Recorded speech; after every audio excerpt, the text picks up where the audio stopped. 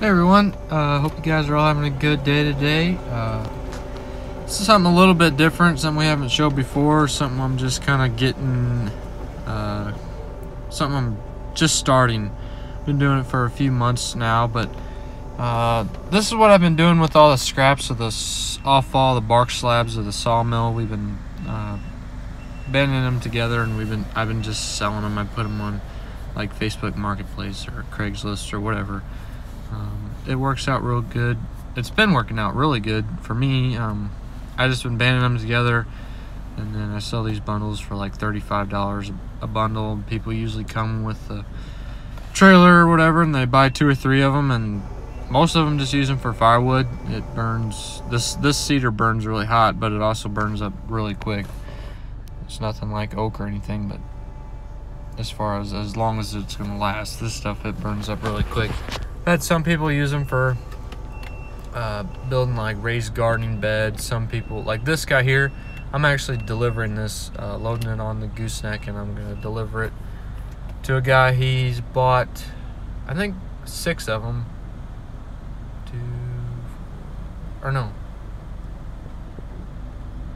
6. I think, yeah, 6 of them. He's building like a old cabin kind of thing, and he's gonna try to put these on the side as siding. Side of the house is siding, and I guess he's gonna be putting a straight edge on them, or if he's just gonna overlap them, or I don't really know for sure what he was gonna do, but that'd be pretty cool in the end. I've had a couple people do it before, and they put a straight edge on them. It definitely takes a lot of time to put into them, but I mean, in the end, it turns out really neat. From what I've seen, pictures that people have shown me after they get finished with it, it looks really good. But yeah, this is we're just loading these up. What we do, we usually fill up the sawmill shed with, I don't know,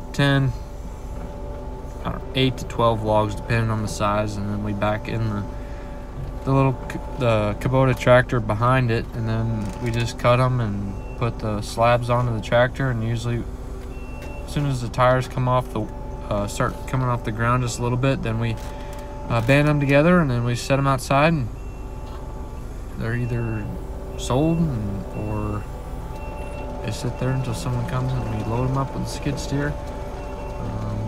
They're about 3 foot wide, 3 foot high, and then the length varies. So does the height and width. The width is usually always the same because we do the length of the carry on the tractor, but everything is pretty much by weight. So the bundles are all the same. No matter the length, as soon as the front tires of the tractor start coming off the ground, the 6-footers are a lot bigger of a bundle. They're a lot higher. 8-footers are not as high. 10-footers not high. 12-footers are not as high. But they all weigh the same, so so that's pretty fair as far as the bundle size. They're all gonna be the same amount. But yeah, it works out really good. So far, it's been working out really good. These cedar ones sell pretty decent. The oak, the hardwood stuff sells like crazy, especially when it was real cold here. It was just selling like crazy. I posted some for sale on Facebook Friday night, and I had 6 of them were sold Saturday by lunch. So the oak ones were a little bit more expensive, but anyways, you guys can see how muddy it is. It is an absolute mess. This video I took about 2 months ago. About a month and a half, I guess. But anyways, the skid steer, this is where a road is now, or where the road was when I took the video. It just turned to complete mud with the skid steer turning on it all the time. It was just, see right there, I just went straight into the bank. But yeah, with turning on the rocks and everything, it used to be white rock, but with turning on it with the skid steer, it completely destroyed it. This past weekend, Saturday, I cut in a new road, and we put big 3 to 8 inch clean, or 3 to 8 inch minus on as a base rock, and then we put 2 inch minus on the hill, and then 2 inch clean rose flat. But anyways, we got it moved over now, and I'll show you guys a couple pictures of that here in just a second. And then so we got the new road cut in. We cut in a new spot we widened the spot where parked the gooseneck. Got it all rocked. Looks really good. So I'll show you guys a couple before and after pictures of that here in just a second. All right, so while I was talking about the road, this is the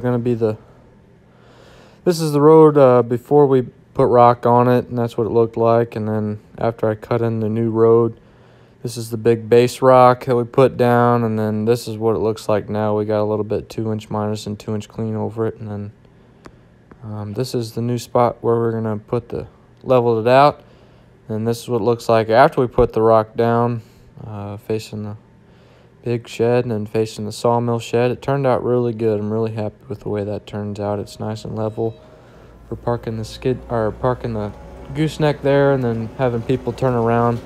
That was the biggest problem, having people turn around. So I had, I don't know, I think three loads of the big base rock, and then I don't know, 5 or 6 loads of the 2-inch rock. But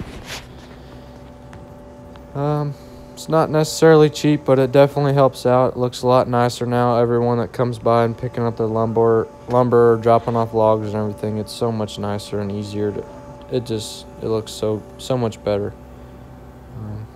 But yeah, hopefully you guys like this different angles.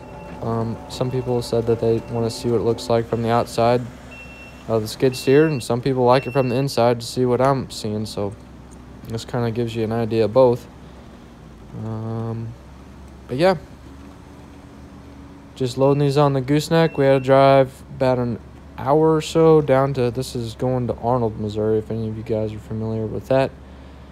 But yeah, it's going to Arnold. This is going to be put on the side of a house, and then